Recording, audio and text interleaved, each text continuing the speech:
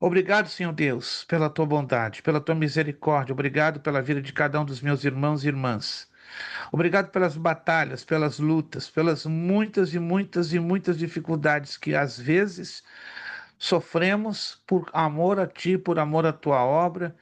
E mesmo querendo fazer a tua obra com excelência, passamos por provações, bloqueios, várias situações que não esperamos. Mas o mais importante é que lutamos, perseveramos e alcançamos a vitória no poderoso nome de Jesus. Abençoa os irmãos que já estão presentes, aqueles teus servos e servas que ainda estão a caminho, guarda-os, livra-os de perigos, males e acidentes, apaga todos os dardos inflamados do maligno, que teu Espírito Santo seja derramado sobre as nossas mentes e corações, na ministração desta aula, da tua santa palavra aos nossos corações. Ajuda-me a mim, Pai, tão necessitado, pequenino, limitado, porém carente da tua graça, da tua misericórdia, da ação do teu Espírito, para eu ministrar conforme o teu coração e conforme revela com clareza a tua palavra. Muito obrigado. Ajuda-nos nesta classe, penúltima aula desta matéria Teologia do Obreiro, nesta terça-feira, 16 de dezembro de 2025. Muito obrigado. Oramos entregando tudo aos teus cuidados, agradecidos a ti, com o perdão de nossos pecados, em o nome de Jesus Cristo. Amém e amém. Meus irmãos, estamos hoje, pela bondade de Deus, na nossa sexta e penúltima aula da nossa matéria Teologia do Obreiro, né? Alguns alunos já estão na linha de chegada, já fechando, pertinho de fechar o curso básico em teologia, outros estão ainda literalmente no começo, outros estão na metade, mas nós estamos aí, né? Nesta corrida. Se tudo correr bem, em março do ano que vem, se Deus quiser, já estou trabalhando com uma boa antecipação, teremos uma formatura bonita em Massachusetts. Possivelmente vai ser em Nagasaki. Possivelmente. Eu ainda tenho que conversar com o evangelista Alexandre dos Santos, né, um grande servo de Deus, amigo nosso. Ele já tinha já duas ou três vezes falado conosco da possibilidade, né, se precisássemos ter o local ali, né, e também com a permissão do pastor Eduardo Oliveira. Né? Mas, na verdade, a formatura, irmão André, é somente para os que já estão fechando o curso básico, só fechando, né? O irmão ainda tem que. Eu vou postar no grupo de novo a grade das 16 matérias, aí o irmão vai saber exatamente aonde está no transcurso, né? Mas eu creio que nós temos aqui em torno de 3 a 4 irmãos que já estão já fechando, né? Uns com uma matéria, outros com duas, mas já estamos chegando. Irmão André, ainda temos um pouquinho mais de um ano. É só ter um pouquinho de paciência, de calma. Eu sei que a expectativa é grande, mas com luta, com perseverança, com vitória, chegaremos lá com a graça de Deus. Rápidos lembretes, bem rápidos lembretes para que nós não passemos por cima ou desapercebidos. Hoje, então, é a penúltima aula. Próxima terça-feira será a nossa última aula da matéria de a teologia do obreiro. Consequentemente, teremos uma provinha no finalzinho, por torno de 9h30 da noite, todas baseadas nos exercícios. Se alguém não percebeu ainda, vai lá no grupo. Eu fiz a postagem do gabarito de respostas. Alguém já observou lá? Alguém observou? Isso. Se você perdeu, no transcurso das aulas, o gabarito já está lá, as fotos, só conferir e reconferir, e a nossa provinha vai ser tirada dali, né? Serão pequenas partes, vamos exatamente transcrever essas partes e reproduziremos nesta prova. Dia 30, eu acredito que já falei, reafirmo e reconfirmo, é o nosso recesso de fim de ano, é o nosso recesso de fim de ano. Então, nós temos por hábito, a última semana do ano, não termos aula na nossa faculdade teológica em nenhuma das turmas. Não é porque é uma semana muito complicada, porque temos que fechar balanços, balancetes para darmos satisfação ao governo, né? Creio que vocês sabem, nós somos uma faculdade registrada pelo governo dos Estados Unidos, não estamos debaixo do guarda-chuva de nenhuma igreja, somos independentes privados e por isto pagamos impostos ao governo dos Estados Unidos, né? Uma carga tributária um pouco pesada, mas graças a Deus, Deus tem sido bondoso, misericordioso, estamos de pé por milagre e pela sua poderosa mão. Uma das razões que eu estou abordando esta colocação é que o mês de dezembro ele é um pouquinho mais pesado para a escola, porque além dos taxes que pagamos geralmente entre março e abril de cada ano, o mês de dezembro nós pagamos umas taxas complementares que por lei nós somos obrigados a pagar ao governo, né? Algumas taxas. Daí eu careço da compreensão e da ajuda de todos que puderem fazer os seus pagamentos em dia. Os que já fizeram do mês de dezembro, eu agradeço de coração.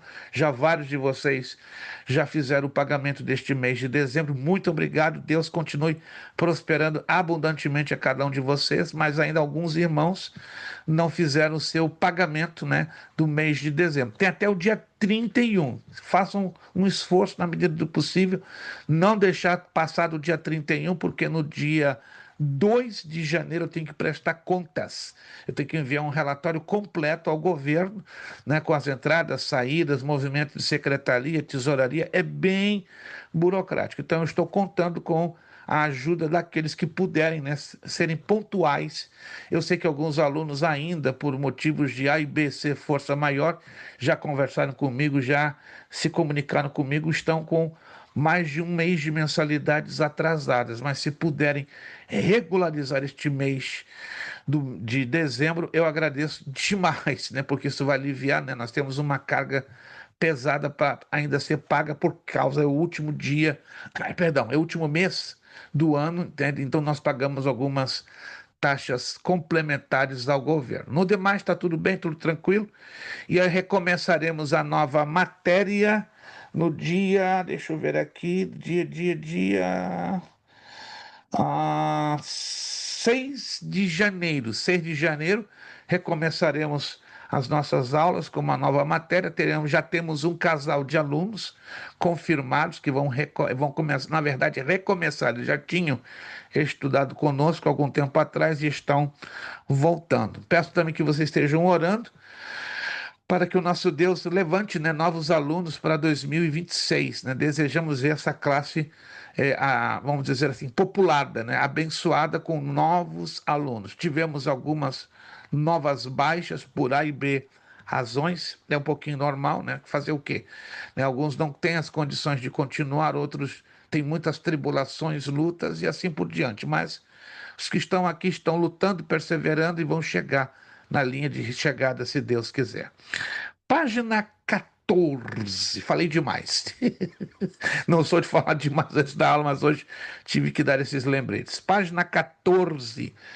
Nós estamos falando sobre os ministérios e abordamos sobre o diácono, as outras classes de ministério. Nós falamos também, já no finalzinho da aula passada, sobre a importância bíblica do diácono, e agora nós vamos falar sobre o diácono na igreja atual. Como é que o diácono ele é visto hoje no panorama da maioria das denominações? Creio que eu já mencionei a vocês que algum tempo atrás, não muito tempo, 20, 25, 30, 35, 40 anos, os diáconos eram muito honrados e considerados e bem treinados, a ponto que chegaram a ser dirigentes de igrejas, de congregações. Eu tive essa experiência de, por 2 anos e 9 meses, né, dirigir uma congregação de mais de 700 pessoas no Brasil, uma coisa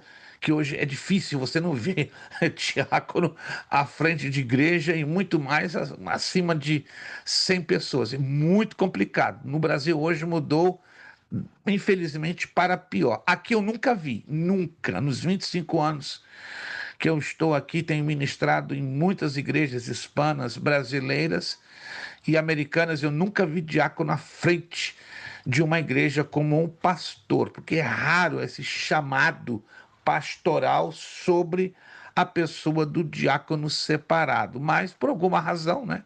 Nos anos 60, 70, 80, 90 era muito normal. Então vamos enxergar um pouco do papel do diácono nos dias de hoje. Está aqui na nossa apostila, lá embaixo, página 14. As qualidades já mostradas, necessárias àqueles que ainda hoje são escolhidos como diáconos, somaríamos aquelas que são requeridas pelo apóstolo Paulo, aqueles que eram escolhidos para exercer este ofício nos seus dias. De acordo com o que escreveu Paulo em 1 de Timóteo, capítulo 3, do verso 8 ao 12, sobre o candidato ao diaconato, requer-se acima de tudo que ele seja. Vamos lá, vamos ver os requisitos que este texto de 1 de Timóteo nos coloca. Primeiro, letra A, responsável. Letra B, sincero. C, não inclinado à bebida forte. Olha que interessante. Se tinha vários tipos de bebidas, mas esta bebida forte implica a bebida alcoólica. Existia um tipo de vinho, creio que vocês já devem ter lido ou ouvido falar, que não era alcoolizado, não era nem suco de uva, olha que interessante. Não era nem suco de uva e nem o vinho alcoolizado. Era um tipo de vinho que é só feito nos dias de hoje, no Líbano, Síria, Israel, Turquia e Grécia. Quando eu visitei esses países, você acredite ou não, eu conheci de perto este vinho. Ele é doce, parece demais com suco de uva, mas não é alcoolizado. Você vê lá no rótulo, é vinho. Que estranho. E aí, quando eu abro e procuro, que eu sou tipo o cachorro perdigueiro, né? Eu gosto muito de me guiar pelo olfato. E não é o vinho que você conhece, alguns de vocês já devem ter visto o vinho alcoolizado, ele tem um cheiro, tem um aroma bem característico. Mas este vinho, que só é produzido nesses 5 países que eu mencionei, ele não é alcoolizado. E este tipo de vinho era consumido com muita frequência naquela região onde estava Timóteo, ou seja, em Éfeso, na atual Turquia. Tinha o alcoolizado, sem dúvida nenhuma. O vinho que o povo enchia a cara e ficava bêbado, tanto que o Paulo faz essa menção, né? Não vos embriagueis com o vinho, no qual há contenda ou a dissolução, mas enchei-vos do Espírito Santo. Efésios 5,18. É interessante que Paulo aí está fazendo uma referência ao vinho alcoolizado, mas aqui ele está dizendo, né? Não inclinado à bebida forte, ou seja, não inclinado a estar ingerindo, né, o vinho alcoolizado. Não cobiçoso de sorte da ganância, ou seja, querer muito. E hoje, infelizmente, nós vemos obreiros, pelo fato que são diáconos, evangelistas, presbíteros, pastores, se acham no direito de serem privilegiados nisso aqui. Eips. E é interessante que nem todos os obreiros que hoje trabalham na obra do Senhor, eles dependem de igreja. Exemplo, eu conheço vários pastores de igreja, pastores locais e pastores presidentes. Não recebem um centavo da igreja. Por quê? Uma escolha. Eles decidiram fazê-lo para não sobrecarregar a igreja, porque tem os seus trabalhos materiais. Isso seria inconveniente? Talvez em parte, porque o pastor que trabalha secularmente, é óbvio que ele não tem o tempo completo para se dedicar à igreja, mas também muito depende do chamado deste pastor, da situação da igreja local, das necessidades, do tamanho. É tudo muito relativo. Claro, o conveniente seria o pastor viver a tempo completo, recebendo pela igreja. Porém, por A e B circunstâncias, isso não acontece com muita frequência. Quando acontece, a igreja tem a consciência de que o pastor depende, né, de meios, pelo menos, de uma sobrevivência digna, honrosa, sem luxos, sem exageros. Isso é importante deixar claro, né?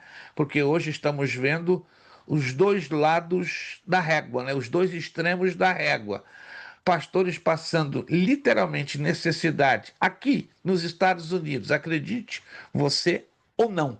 São pastores de igreja, vivem a tempo completo, dão a vida pela igreja, dão sangue e a igreja não reconhece e dá o quê? Um saláriozinho desse tamaninho e às vezes força o indivíduo a trabalhar secularmente. E tem o outro lado da moeda, o outro extremo, né? Pastores que ganham exorbitâncias, são como milionários. Não vou entrar aqui nos detalhes, vocês já devem ter ouvido, né, pelas redes sociais, pela mídia, escândalos envolvendo pastores com problemas de casas, carros, luxos, iates. É uma coisa absurda. Temos que parar um pouquinho para pensar. Se na minha igreja tem pessoas de baixo extrato social que ganham com humildade, que se vivem com humildade, eu, como pastor de igreja, me sentiria, eu, estou falando eu, tá?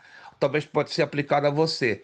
Eu teria uma consciência cristã em pensar, caramba, eu ganho US$ 60.000 por mês e meu irmãozinho ganha 3.000 e tá, ó, ralando, sofrendo, fazendo hora extra, part-time, part-time, enfim. É uma questão de decência, tá? Nem um extremo, nem outro. Nem de mais, nem de menos. Ganhar o suficiente, não é? Que dê uma sobrevivência digna à sua família, né? Caso tenha mais de um, dois, três filhos, né? Que realmente, na medida que vai tendo filhos, se são pequenos ou adolescentes, os gastos são maiores, né?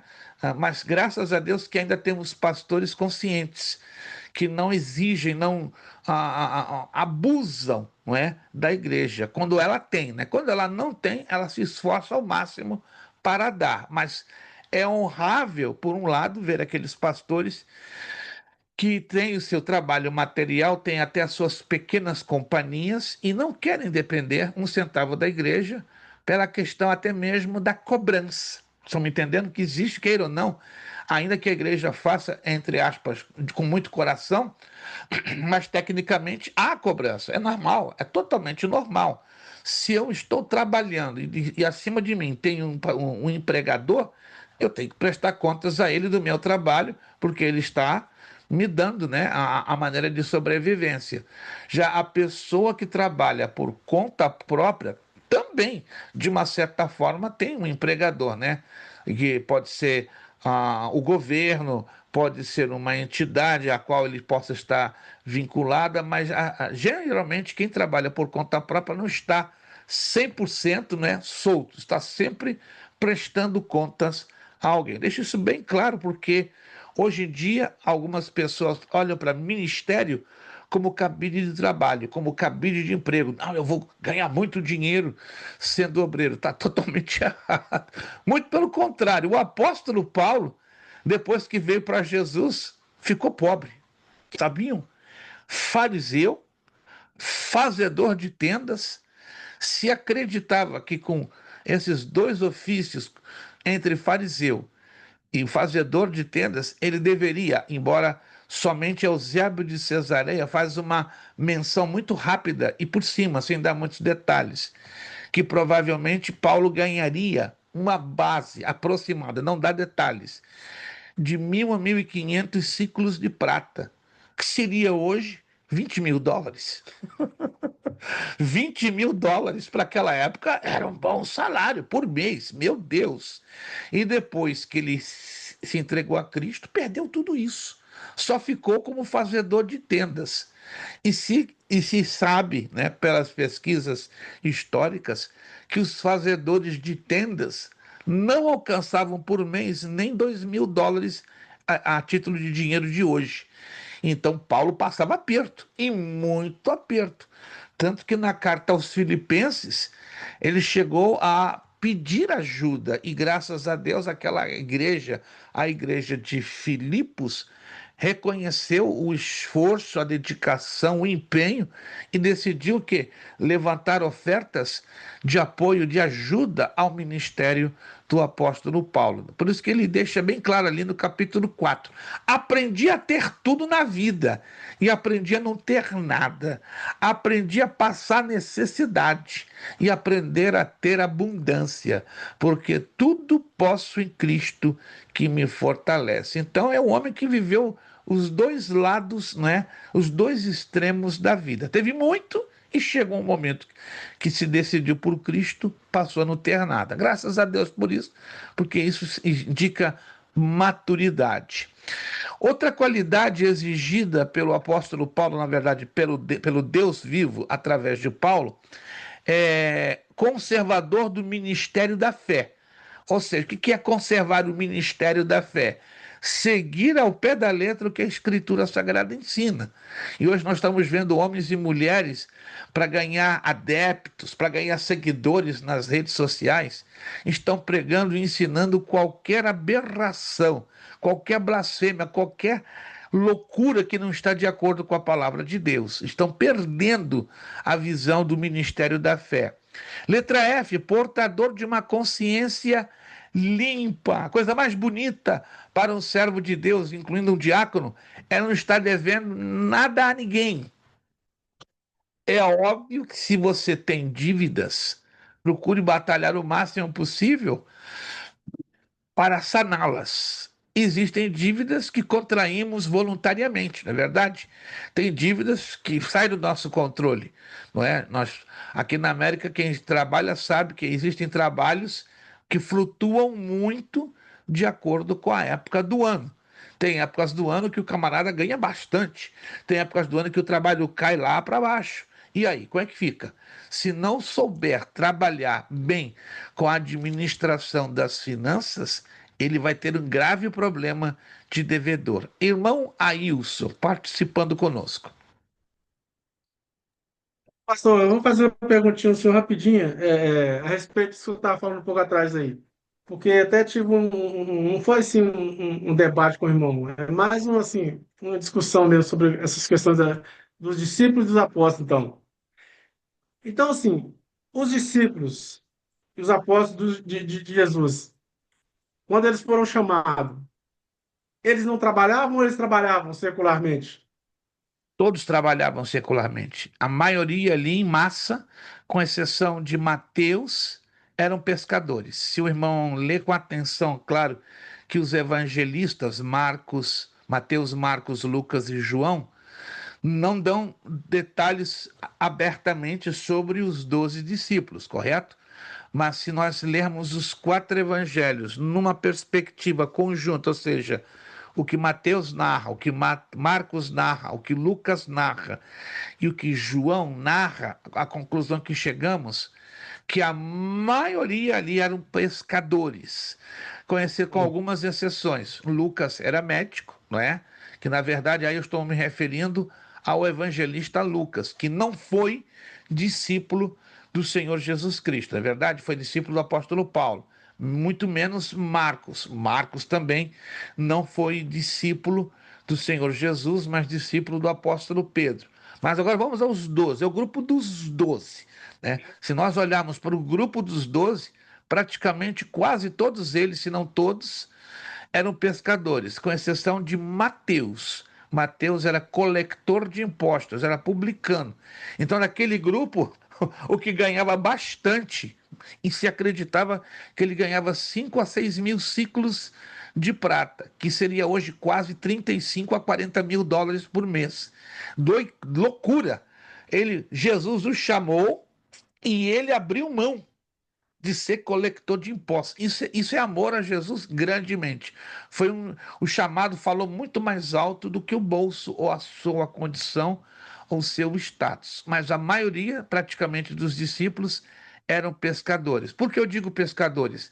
Lembre-se que o chamado de Jesus alcançou a massa da Galileia. E os galileus basicamente eram pescadores. Por quê? Lembre-se, já estudamos isso em geografia bíblica. A região da Galileia tem esse nome até o dia de hoje, porque ela está ao redor do Mar da Galileia, que na verdade é um lago. E ali a maior cultura a que dá recursos de trabalho, de sustentação, de desenvolvimento a toda a população, qual é a fonte de trabalho principal ali? É a pesca. Tem pessoas que são pastores de ovelhas? Tem, de ovelhas, de cabras e de outros animais, mas o grosso da economia das cidades ao redor do Mar da Galileia é a pesca. E a maioria, então, dos discípulos, praticamente 10, 11 dos discípulos de Jesus, eram pescadores. Somente Mateus era coletor de impostos. Como é que eu sei isso? Quando eu leio atentamente os 4 evangelhos. Aí eu descubro a profissão de cada um deles. Porque, na verdade, a maioria eram galileus, né? E os galileus não sabiam fazer outra coisa senão lançar-se ou na área da pesca ou na área de serem pastores de ovelhas ou pastores de cabras. Diferente dos habitantes de Samaria, não é verdade? Que é o centro do país, e diferente dos habitantes da Judéia, que já é o sul da nação de Israel. Então, tudo isso tem que ser levado bem em consideração. Eu só Perfeito? falei, eu só perguntei, pastor, porque não vou interromper o senhor mais não. É porque a gente estava numa discussão assim, ele não concorda de pastor não ficar só por conta da obra e nem concorda de receber. Eu falei, meu irmão, então tem um negócio complicado, porque como o pastor vai ficar por conta da obra, ainda não vai ter ganho da obra. Ele vai viver do que é porque os discípulos de Jesus foram chamados e não ganharam Olha, nada. seja lá essa pessoa que lançou esse debate com o irmão, me permita com muito carinho e respeito dizer o seguinte, pelo menos 2 ou 3 coisas. Primeiro, talvez nunca leu ou estudou a fundo os 4 evangelhos. Parte desse princípio. Se leu, leu por cima. Uma coisa é ler por cima, outra coisa é estudar a fundo. Eu acredito que só leu por cima, mas não estudou a fundo. Segundo, deve ter lido por cima, superficialmente, mas não estudou a fundo as 13 cartas de Paulo. As 13 cartas de Paulo são os pilares doutrinários da Igreja de Cristo. Atos traz a história da igreja e as epístolas traz a estrutura doutrinária, ou seja, o que a igreja precisa aprender para sobreviver e viver como igreja. Então, com grande respeito, seja lá quem foi essa pessoa que conversou isso com o irmão, ela desconhece a profundidade dos 4 evangelhos e, infelizmente, que é mais assustador, desconhece a profundidade das cartas de Paulo. Porque se conhecesse pelo menos um pouquinho dos evangelhos, já ia se convencer. Mas se não conhece os evangelhos e não conhece as 3 epístolas de Paulo, é simplesmente dizer: Senhor, tenha dele misericórdia, porque está faltando um básico em teologia, pelo menos nos evangelhos e nas cartas de Paulo. Então, é a questão Obrigado, da pastor. falta, é o problema da falta de conhecimento de causa. Quando existe a falta de conhecimento de causa, até para discutir, até para debater fica difícil. Aí diz Provérbios, né? Se o camarada não sabe nada de nada, ó, quietinho, porque é você lançar pérola, e falo isso com respeito, tá? Lançar pérola aos porcos. Eu não posso falar de um assunto com alguém que não tem a mínima ideia, não domina nada. Se dominasse um mínimo, e eu percebo quando uma pessoa domina um mínimo de um assunto. Por isso que antes de eu entrar em um assunto, isso é psicologia, né? Isso eu aprendi muito em seminário. Eu gasto 5 minutos analisando a pessoa, fazendo de 3 a 8 perguntas. Se em 5 minutos, das 3 a 8 perguntas que eu faço a ela, eu avalio que ela não tem nenhuma condição em debater o assunto comigo, eu nem entro no assunto, porque eu estaria jogando pérola aos porcos. Ok? Espero ter Obrigado, ajudado em pastor. alguma coisa. Não, obrigado. Outra característica que Paulo deixa bem claro sobre os diáconos, que seja experiente. Como é que é isso? Vamos lá em 1 de Timóteo, capítulo 3, que não vou ver isso. Experiente. Ninguém pode e deve ser levantado ao diaconato sem uma prévia experiência. Mas, pastor, eu conheço muitos que nunca exerceram jamais o trabalho diaconal. Então tem uma coisa completamente fora da Bíblia. Está fora da Bíblia, está brincando com a Bíblia, está contrária à Bíblia, ou desconhece a Bíblia, ou conhece e teima em fazer contra a Bíblia, que é pior, não é? Diz a palavra de Deus, né? Aquele que sabe fazer o bem e não faz, comete pecado. Tiago 4,17. Mas Deus dá um desconto, né? Deus não leva em consideração os tempos que se vive na ignorância. Então, são duas situações, ou conhece ou não conhece. 1 de Timóteo, capítulo 3. 1 de Timóteo, capítulo 3, versículo 10. Isso é bíblico, não é coisa da minha cabeça, não é coisa da Igreja Batista, não é coisa da Igreja Assembleia de Deus, não é coisa da cabeça de nenhuma denominação, é coisa da palavra de Deus. 1 de Timóteo 3,10. E também estes sejam primeiro provados, ou testados, ou experimentados. Depois, não é antes não, depois sirvam. Se forem o quê? Irrepreensíveis.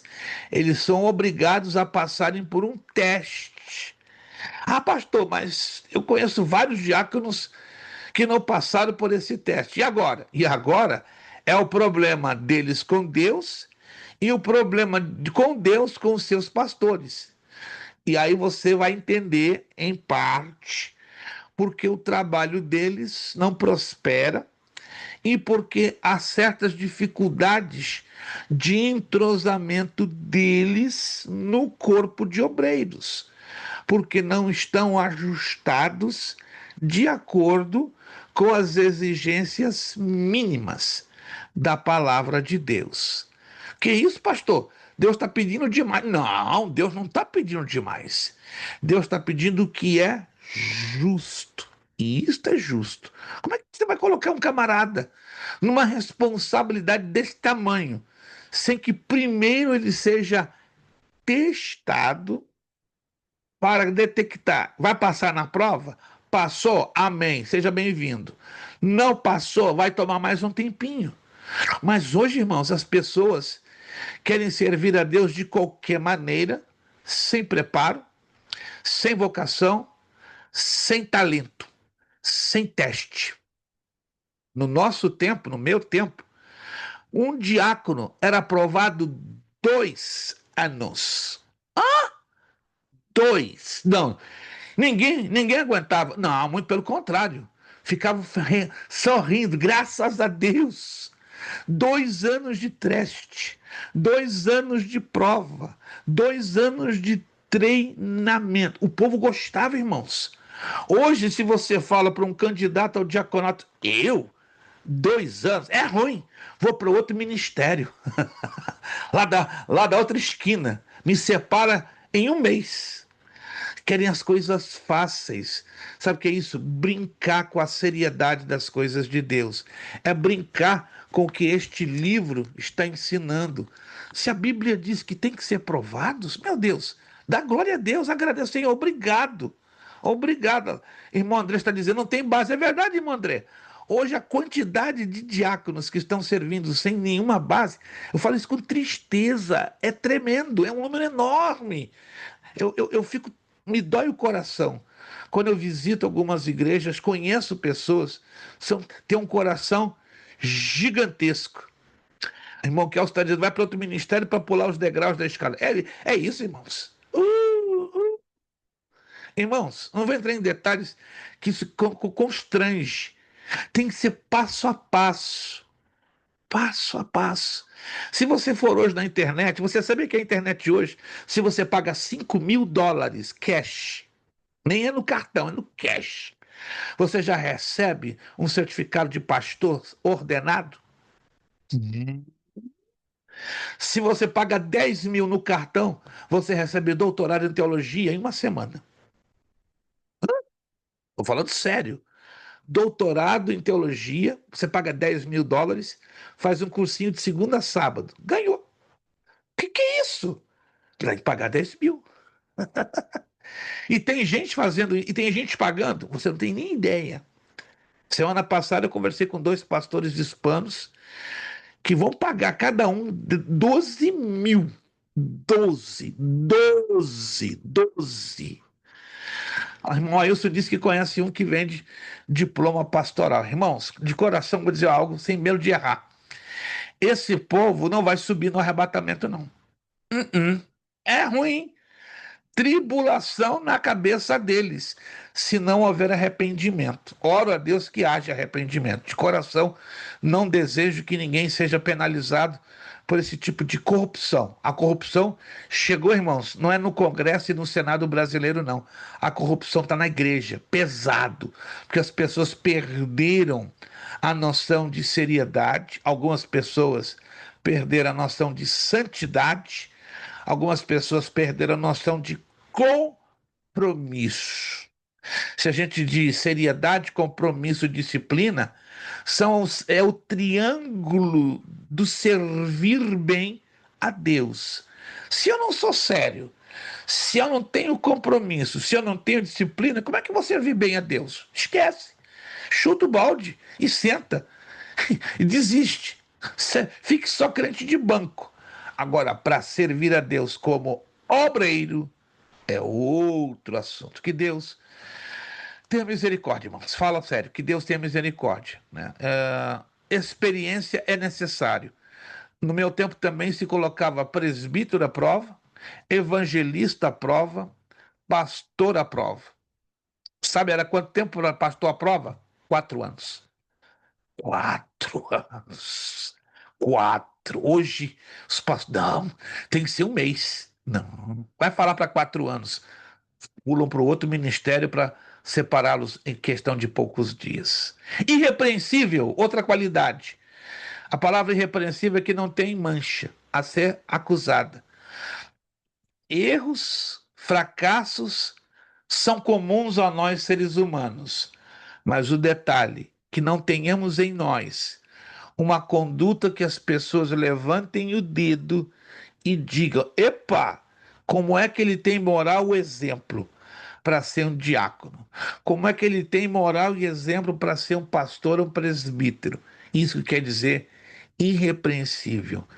Erros, falhas humanas, todos nós temos, mas temos que cuidar do nosso testemunho para que não tenhamos as falhas que as pessoas estiquem o dedo.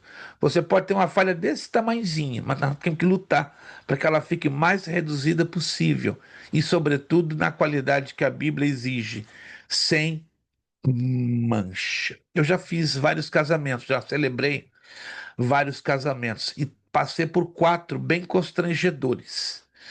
Por quê? Porque ao ar livre é um risco, né? Um casamento ao ar livre, vem um pombo, um urubu, um corvo e lança lá de cima, né? As suas fezes. Eu já participei de 4 casamentos ao ar livre, a noiva lindíssima, exuberante, vestido branco, pensa uma coisa maravilhosa. Daqui a pouco vem 2 pombinhos e batiza a noiva, né? Salpicando o vestido branco. O que que acontece? Bate o desespero, na verdade, porque ninguém conta com um pombo lá no ar lançando suas necessidades no vestido da noiva. E é automático, bateu, ainda que seja uma manchinha, ela cobre todo o vestido, ou seja, chama a atenção de todos. Eu uso esse exemplo com respeito ao obreiro.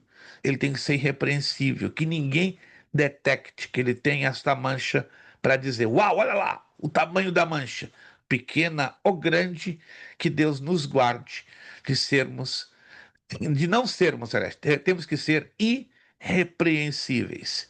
Marido de uma só mulher. Por que isso, pastor? Então quer dizer que ali na época em Éfeso era normal os diáconos terem 2, 3, chegavam a ter até 6 mulheres. Que era normal, era a cultura da época. Era a cultura da época. Ela imagina um diácono com 6 esposas.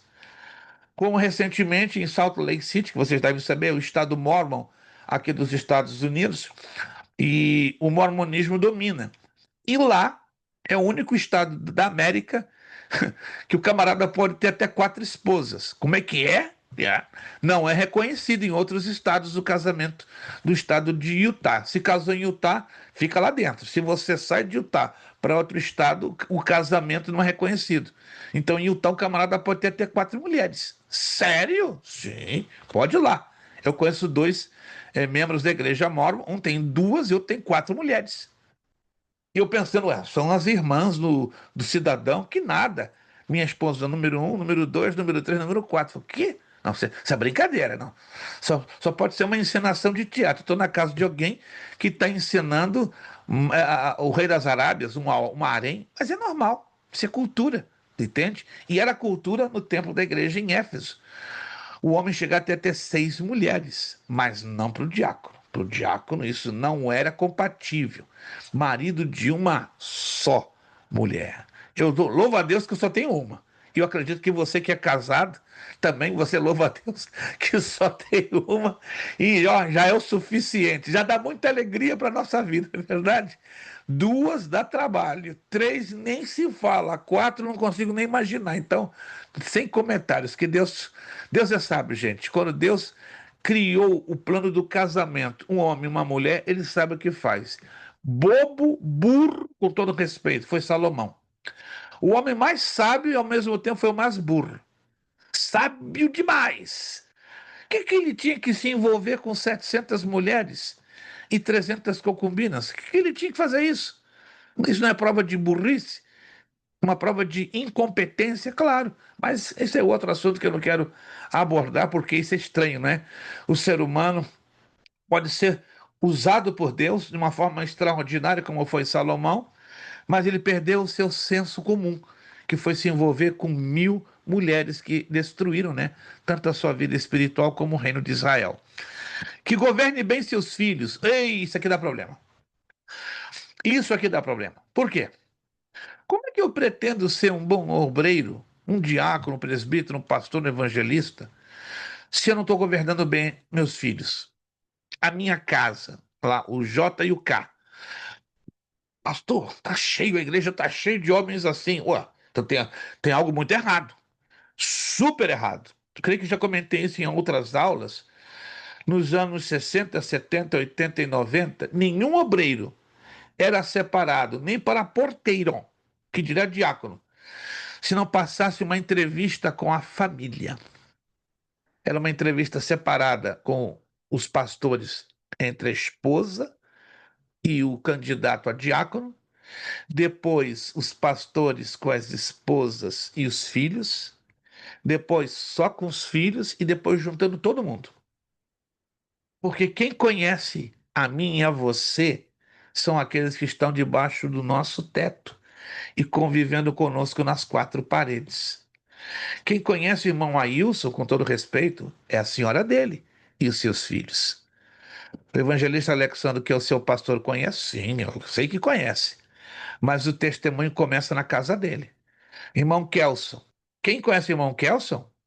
É a sua esposa, seus filhos. O evangelista Alexandre o conhece? Claro, conhece. Mas o testemunho, se não começar em casa, como é que ele vai levar esse testemunho para a igreja? Que moral o obreiro vai ter diante da congregação se ele não tem moral dentro da sua própria casa, com seus filhos e com a sua esposa? Então, que Deus nos ajude a crer e a acatar o que a Bíblia está ensinando. Se o obreiro não cuida bem da sua casa, se ele não cuida bem dos seus filhos, ó, resolve primeiro o problema da sua casa.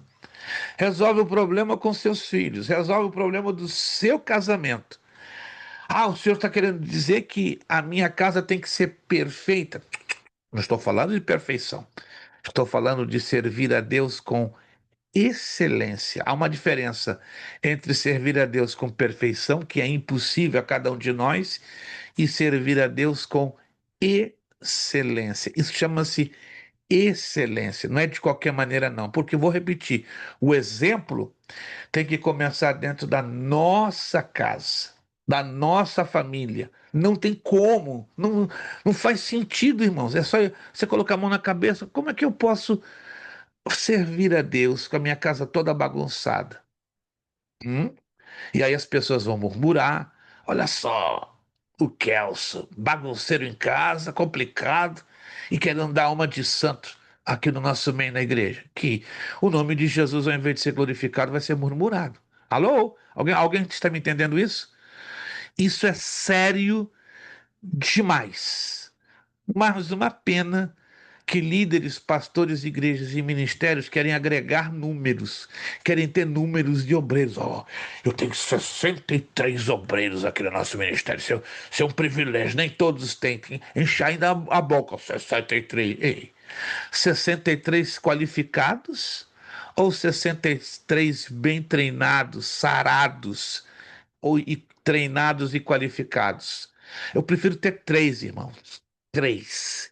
Mas que estejam sarados, treinados, chamados e qualificados. Porque esses três vão trazer muita honra e muita glória para o nome do nosso Deus. Amém, irmãos?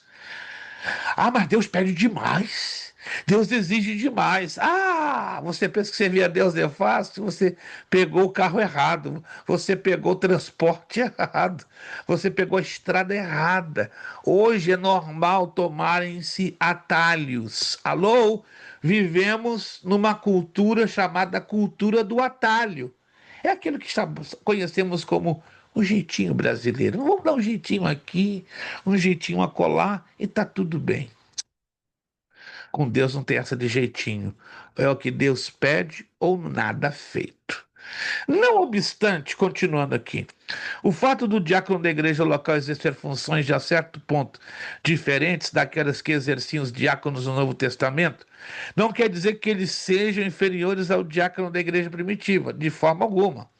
Tinham esses inicialmente seu ministério direcionado à área da assistência social aos crentes carentes. Além disso, o livro de Atos parece sugerir que a função do diácono não estava apenas relacionada ao serviço material da igreja, podendo eles militar em outras áreas do ministério. Isto quer dizer que os diáconos reconheciam também responsabilidades espirituais.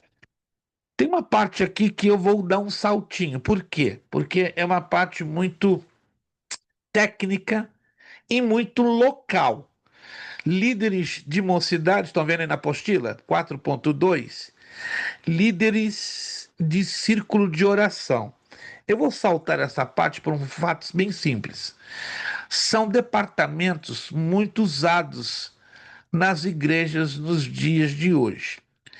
Existem orientações bíblicas? Sim, senhor. Tanto que nós colocamos algumas bem sugestivas que vão ajudar a entender como seria, à luz da Bíblia, um bom funcionamento de um departamento de jovens, de um departamento de círculo de oração, né, ou das irmãs, como queiram, varia de igreja para igreja.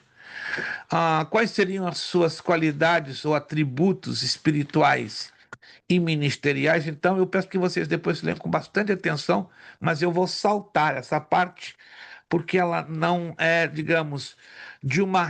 Ela é importante, mas não, ela não é relevante a enxergarmos sob o ponto de vista do prisma bíblico. A mesma coisa lá na página 17. Superintendente ou dirigente da escola dominical, EBD, e o professor da EBD. Tem igrejas, que eu tenho ciência, na América, igrejas brasileiras, que não têm escola bíblica dominical. Umas porque não querem, outras porque não têm compatibilidade com os horários dos seus cultos ou serviços no transcurso da semana.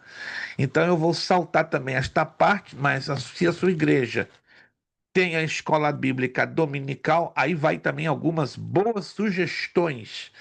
Como biblicamente poderia bem funcionar a sua escola bíblica dominical e o grupo de obreiros que cooperam com este importante departamento.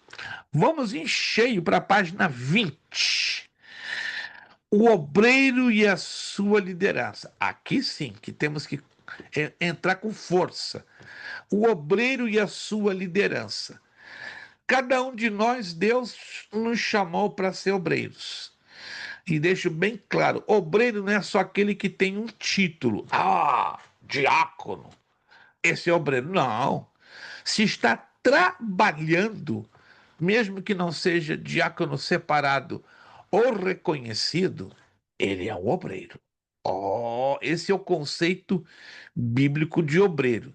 Se está separado e reconhecido pela igreja, a coisa piora, porque a responsabilidade duplica e assim por diante. Ah, no meu tempo, pastor, o senhor está atrasado, pode ser que eu esteja atrasado, porque eu tenho 66 anos, mas no meu tempo existia mentores ou mentoria para pastores. Você acredita? O que é isso? Era um conjunto de pastores idosos, bem experientes na obra do Senhor em todos os sentidos, que ajudavam a cuidar de pastores presidentes de igreja. Que, sim, no final dos anos 60, 70 e todos os anos 80, isso era totalmente normal. Começou a desaparecer entre 1992 e 1996. No final dos anos 90, desapareceu por completo. Nos anos 2000 nem se fala, mas nesta época havia mentoria para pastores, também não presidentes, ou seja, pastores que não tinham responsabilidade de dirigir igreja, eles passavam por uma mentoria que levavam 2 vezes por mês. 2 vezes por mês eles eram reunidos, né? Ou na igreja local ou em uma outra igreja que fazia uma espécie de trabalho conjunto e eram acompanhados, eram treinados, eram motivados, eram até orientados, e se tratando, né, de pastores recém-separados para o ministério. Me pergunta como era a qualidade do trabalho pastoral daqueles tempos e a qualidade das igrejas. Me pergunte. Você pode me perguntar? Não era perfeita, mas era diferente demais ao que vemos hoje. Você via qualidade, você via excelência, não via perfeição. Perfeição não. Mas você ficava assustado com o nível de qualidade. Se você compara, com todo respeito, por favor, não estou aqui fazendo comparações absurdas e nem mesmo fúteis. Você se assustaria em pegar uma igreja hoje e colocar ao lado de uma igreja deste nível. Era um nível totalmente. Não era em nada perfeita, mas o compromisso ministerial, meu Deus, olha, quando eu olho algumas igrejas eu me sinto angustiado. E é o que diz minha esposa: você não pode ser saudosista. Eu não posso, claro, porque se eu sou saudosista eu morro de angústia, pelo que eu vejo nos dias de hoje. Mas essa é uma das razões que eu sofro muito com o ministério que Deus nos tem confiado, né? Quem ensina a palavra de Deus, se você não sabe, sofre demais, sofre muito, porque olha lá para trás e vê uma igreja, olha, ouvia uma igreja que amava, que tinha desespero, sede, fome pela palavra e a prática da palavra. E você hoje vê uma igreja caminhando no sentido completamente oposto. Aliás, a maioria está caminhando no sentido completamente da indiferença. Você vê um número bem reduzido, não é? E a gente parte do princípio que quais são os trabalhos da igreja que mais sofrem? Trabalhos de oração e de estudo da palavra. Convocou a igreja para orar, convocou a igreja para estudar a palavra, é a minoria. Anote isso. Eu não sei se acontece na sua igreja. A minha igreja é uma igreja americana. E acontece. E como acontece? Gente, na minha igreja o trabalho de oração são 25 a 30 pessoas. Nada mais. Estudo bíblico, 75 a 80. Agora, se é louvorzão, passa de 300. E o nosso templo lá cabe em 550 pessoas. Acredite você ou não. Não sei se é assim.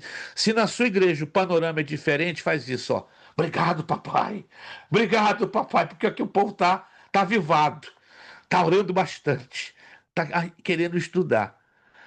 O outro exemplo está aqui, ó. Não é por nossa causa, não é por minha causa. Está aqui, ó. Há 30 anos atrás, se existisse curso de teologia online, essa telinha aqui estava desse tamaninho. Aqui teria pelo menos 150 pessoas. Que há 30 anos atrás, pelo menos teriam 150. Lá atrás, 1975, 1980, dirigindo outros seminários no Rio de Janeiro, e eu digo isso para a glória do nosso Deus, nada para mim, tudo para ele.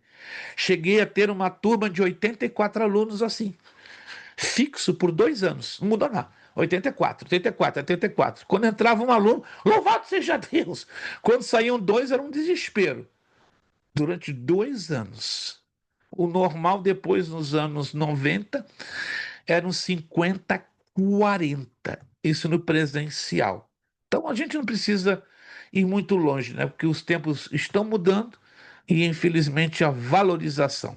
Vamos então entender um pouquinho sobre o obreiro e a sua liderança. Quando ouvimos falar em liderança, somos quase que inconscientemente inclinados a pensar que a palavra tem origem secular e o assunto só interessa aquelas pessoas que, no atual sistema de governo antropocêntrico, ou seja, voltado para o homem, e avesso a Deus, tem como meta na vida dominar sobre as demais, para sobre elas impor sua autoridade, realizar seus caprichos e tirar suas vantagens. Alô?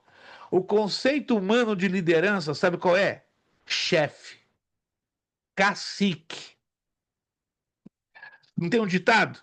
Aqui tem muito cacique para pouco índio. Nas nossas igrejas está bem parecido o assunto. Se é cacique, que bom, você é cacique. Aquele ali é índio. Só que o conceito bíblico de liderança não é chefe, é exemplo. Liderança é serviço, é serviçal, é aquela pessoa que se doa, que se entrega. Ela pode ter autoridade para comandar? Pode.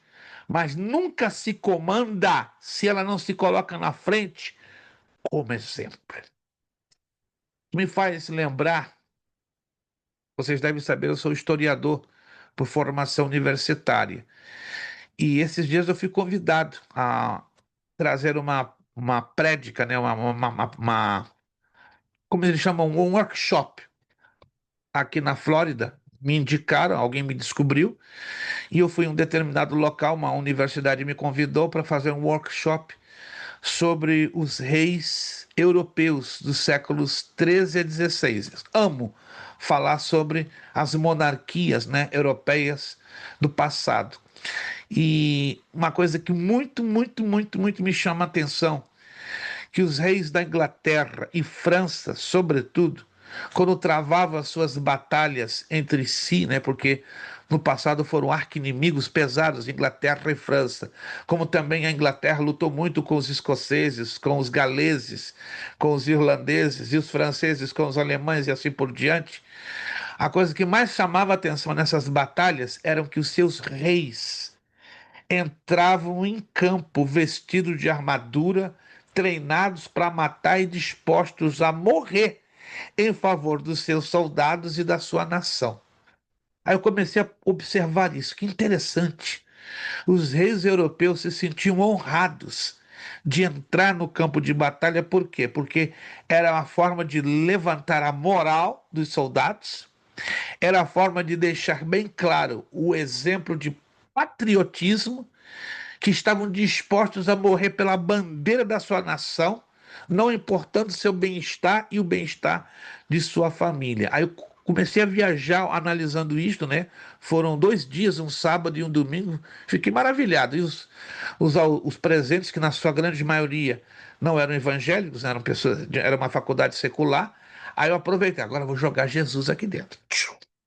Aí, sutilmente, né? Aí eu conversei com a diretoria, né, do evento. Eu posso falar um pouquinho do evangelho? O senhor é pastor de igrejas? De igreja não, eu sou diretor de um seminário teológico. Eles se assustaram, mas seja cuidadoso para não ferir, né, a sensibilidade que nós temos aqui, muçulmanos. Nós estou vendo, né, pela vestimenta, temos muitos muçulmanos, gente boa, são bons contribuintes. Fica tranquilo, não vou ferir a sensibilidade de ninguém. Gente, foi uma experiência linda. 15 minutinhos. Eu sutilmente coloquei Jesus. Sabe aquela brechinha que abre? Do tamanho, ó, assim, menor do que o meu dedo. Eu vi aquela brechinha, aquele faixinho de luz. É agora. Jesus, vai comigo. Vou te colocar nessa brechinha. E tu vais falar aos corações. Gente, que experiência bonita, gostosa. Falando de história geral e mencionando. Vocês sabem que, apesar de todos esses reis, reis da Inglaterra e da França, o que eles fizeram não se compara ao que o Rei de Reis, Senhor de Senhores fez. Aí levantaram várias mãos. Quem foi essa pessoa? Jesus Cristo. Ele foi para a cruz do Calvário. Gente, eu tive que me segurar para não falar em línguas. Eu tive que me segurar para não chorar. Rapaz, e qual foi a reação? Mais de 60 daqueles estudantes levantaram aplaudindo e gritando: Praise God! Epa, tem crente aqui, rapaz?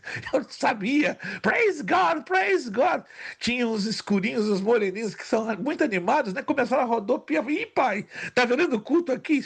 Não pode acontecer.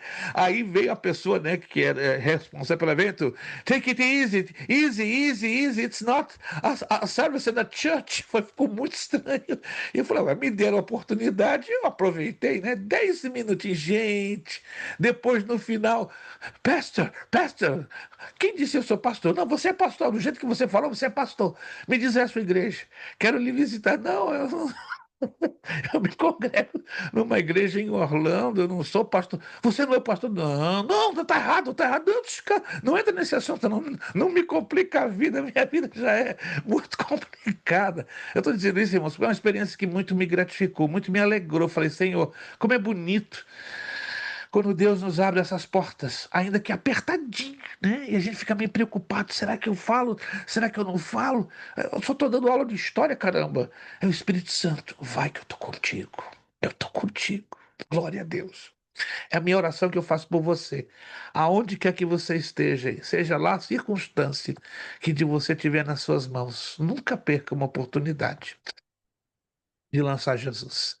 Ainda que seja pela frestinha de um pouquinho de luz, coloca Jesus. E Jesus vai te honrar. No seu trabalho, junto com os seus vizinhos. Eu estou pregando para mim, gente. Não estou pregando para você, não estou pregando para mim. Coloca Jesus, que é lindo demais. E aí você vai entender que nós fomos chamados para cumprir um propósito. Não é para esquentar banco de igreja ou para ficar, tô aqui. Não. O propósito é revelar Jesus. E a melhor forma de revelar Jesus, sabe qual é? Falando e deixando com que ele se manifeste nas nossas vidas. Que Deus nos ajude a não impormos autoridade, mas apresentarmos essa autoridade de forma natural através das nossas vidas em Cristo Jesus. Ainda que a nossa observação, voltando à apostila, e experiência neste mundo possam nos induzir a tal preconceito, é preciso que entendamos que a verdadeira liderança nada tem a ver com essas conotações pessoais e que, se permitirmos nesses conceitos falhos, vamos ter sérios problemas no que diz respeito à nossa vida cristã pessoal e no nosso serviço a Deus. Por causa da imagem moral e da semelhança pessoal que trazemos dele, temos necessidade de comunhão, não só com Deus, mas também com os demais homens. Olha que ser líder não é fácil. Temos que ser legítimos representantes do Senhor Jesus Cristo. O líder e sua comunhão com os liderados. Esta questão é vital e de tal maneira indispensável que não podemos ter comunhão perfeita com Deus sem comunhão uns com os outros e vice-versa. Fomos criados por Deus com uma natureza gregária. Olha esse nome estranho, né? Gregária, ou seja, temos uma necessidade natural e automática de estarmos o quê? Juntos, coladinhos uns com os outros. Por isso, ninguém pode viver isolado como uma ilha das demais pessoas. Por causa da nossa condição de criatura, somos totalmente dependentes de Deus. E por causa da nossa natureza gregária, somos dependentes também uns dos outros. Ninguém com sã juízo vai dizer: meu ministério é meu e acabou. E acabou coisa nenhuma. Deus te confiou uma responsabilidade, mas o ministério que ele te confiou não pode ser feito sozinho. Você não tem como fazer sozinho. Pobre daquele que pensa que consegue trabalhar sozinho. Já me disseram esses dias, pastor, o senhor é feliz. Como assim? O senhor trabalha sozinho, engano teu. Engano teu. Ó, eu estou cercado de uma nuvem enorme de testemunhas, chamadas alunos. Eu não tenho uma igreja, não sou pastor de uma igreja, não tenho responsabilidade em comandar uma igreja. Mas administrar uma faculdade teológica é bem parecido. Como é que é? É bem parecido. Presto contas, tenho responsabilidades com os alunos, não é? Em todos os sentidos. Ou você pensa que isso também é fácil? Ou você pensa que eu sei trabalhar? Isso não é trabalhar sozinho, isso é trabalhar em plena dependência. Oh, o nosso trabalho não seria nada, primeiro, se não fosse Deus. E abaixo de Deus, cada um de vocês, que ajudam a permitir com que o trabalho da educação cristã possa fluir, alcançar e envolver. Então ninguém, irmãos, ninguém em são juízo pode dizer que trabalha sozinho. Tem gente que tem dificuldade em trabalhar em equipe. Eu conheço muitas pessoas, obreiros bons, de valor, mas em se tratando de trabalhar junto, esquece. Dá problema, dá BO1, BO2, BO3, dá um monte de situações desagradáveis, porque não foram treinados, não foram lapidados a trabalhar em conjunto. Não podemos jamais ter essa ideia. Eu sozinho posso tudo. Mentira. Jamais. O irmão Kelson tem lá o seu trabalho ali na congregação em Hartford, mas ele sabe que ele depende primeiro de Deus, depende da família e depende dos irmãos com quem ele se congrega e executa o seu trabalho. Eu tenho certeza que a mesma coisa acontece com o Ailson. O Ailson tem seu papel na igreja. E o Ailson não é louco de dizer, eu posso me dar conta, eu me arranjo sozinho. Errado, ele sabe que depende de Deus, da família e do grupo de irmãos que o cercam. Assim somos cada um de nós. A menos que pensemos que somos ou sejamos independentes e autônomos. E não existe autonomia em servir a Deus. Incrível isso aqui, né? Não existe autonomia. Irmão Kelso disse, pastor, exemplo mais claro disso é o corpo de Cristo. Nenhum órgão ou membro faz toda a função sozinho. É verdade. Ó, isso aqui eu já faz, eu fiz um trabalho de escola dominical com um grupo de crianças alguns anos atrás. Foi bem interessante, né? Eu perguntava às crianças, vem cá, por que Deus decidiu dar 2 ouvidos para o ser humano e não 4 ou 6 ou 8? As crianças assustadas. Por que Deus decidiu dar um nariz com 2 narinas? Não podia dar 2 narizes com 4 narinas? Começaram as crianças. Por que Deus não deu 3 a 4 bocas? Hã? E assim vai. Por que Deus não deu 2 cabeças? Aí começaram a ouvir as respostas, né? Uma menininha, nunca me esqueço, Angélica, 4 anos. Deus nos deu 2 ouvidos para ouvirmos mais do que 4 aninhos, mais do que suficiente. E por que não com 5 ou 6? Se 2 já dá um grande problema, imagine se tivéssemos 4, 5 ou 6 ouvidos. Aí nós seríamos como monstros. Uma criança de 4 anos, depois uma de 9, Patrícia. Patrícia, por que Deus deu não podia dar 2 ou 3 bocas? Se uma boca já dá um problema para muita gente, imagine 2. 9 anos. Eu ouvia cada resposta super inteligente de crianças. Meu Deus! E eu tenho uma oportunidade linda de aprender com crianças, né? Gente, eu tenho orado a Deus. Quando eu me aposentar, isso vai ser dentro de uns 5 a 10 anos, eu quero trabalhar com crianças. Só vai deixar a escola teológica? Estou pensando seriamente. Volta, eu trabalhei 11 anos direto com criança, eu e minha esposa. Você aprende demais, gente. Não sei se alguém já teve essa experiência de trabalhar diretamente com criança, né? A gente cresce demais. Olha, você não tem ideia. É um ministério que, infelizmente, é pouquíssimo valorizado, pouquíssimo apreciado, pouquíssimo admirado, Mas Jesus sabe, eu me aposentando lá nos meus 70, 75 anos, vou trabalhar com crianças. Se Deus me der vida, me der saúde, eu não quero nem saber, eu vou me envolver com criança. Vou deixar um pouquinho a escola teológica, a educação, né, que até aqui tem sido, pela bondade de Deus, 51 anos tentando fazer alguma coisa, mas eu ainda tenho esperança em trabalhar pelo menos uns 5 aninhos mais com crianças, com crianças. Vamos ver se Jesus me dá esse desejo, essa minha vida, um pouquinho de vida, um pouquinho de saúde, e vou estar realizado. Mas estou dando esse exemplo porque Deus deu membros para funcionarem no seu devido lugar. Ouvido funciona, os olhos funcionam, o nariz funciona, mãos. Todos nós temos uma função que coopera para o bom funcionamento do corpo. Por isso, não temos como trabalhar sozinhos. O líder e sua comunhão com os liderados. Já falamos no segundo parêntese. Conviver. Segundo parágrafo, desculpe. Conviver é um problema. Por quê? Ó, conviver é viver em comunidade, viver em grupo. Isso implica em compartilhar. Eu não compartilho o que eu tenho. Igual a criança. Tem certas crianças, né? Meu brinquedinho não dou para lá, não. Eu já trabalhei em creche na Argentina há um ano. Era bem engraçado, né?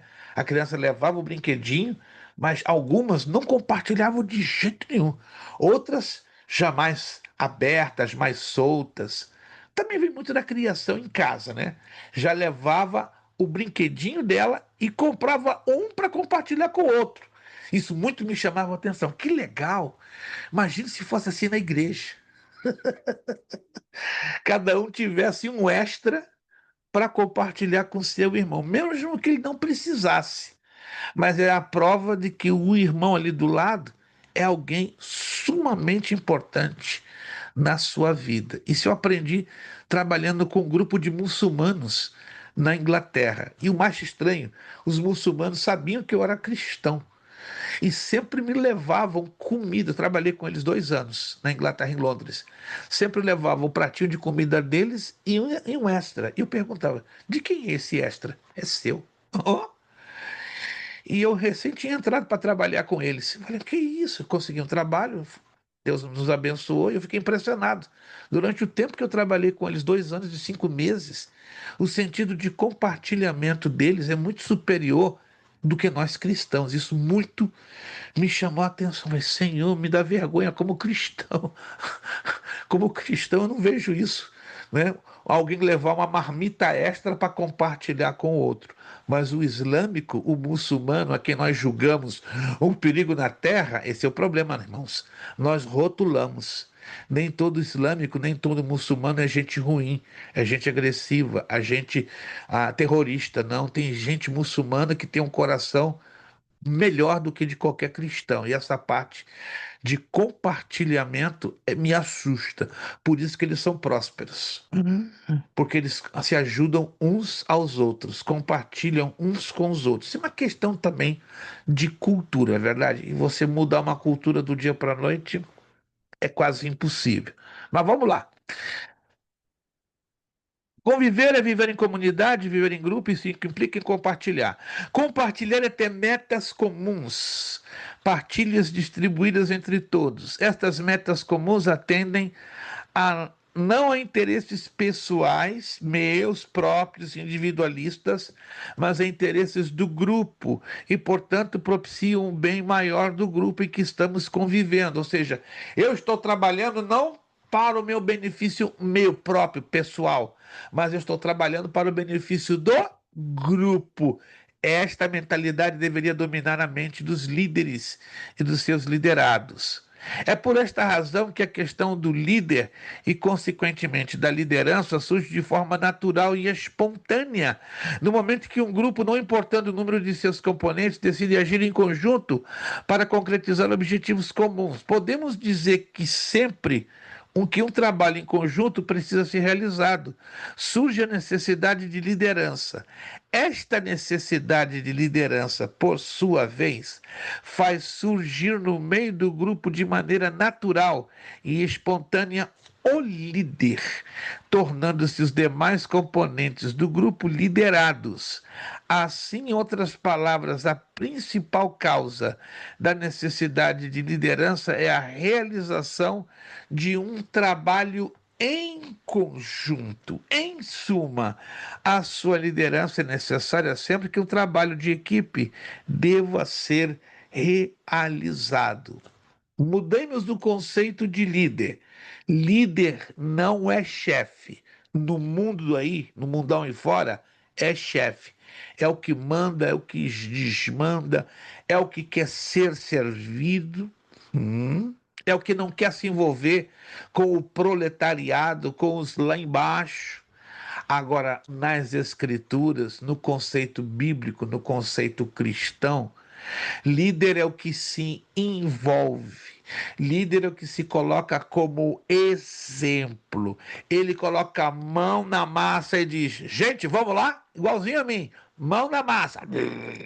Tá sujando a mão, não tem problema. Estamos aqui para isso, é para sujar a mão. É para ficar lambuzado. Vamos ficar machucado? Começa por mim. Vamos começar a ficar lanhado, cortado, ó. Vamos ficar todo mundo igual. Estamos aqui é para servirmos uns aos outros. Mas hoje o conceito de liderança é estranho. Estou aqui para ser servido. Ó, bandeja de prata, traz o meu cafezinho, traz o meu. Não é errado, escutem, não é errado eu servir ao irmão André. Se um dia Deus me permitir ir a Boston, chega, irmão André, vou lhe levar no restaurante daqueles, ó, caprichado. Ele já está entendendo o mistério. Quero lhe servir.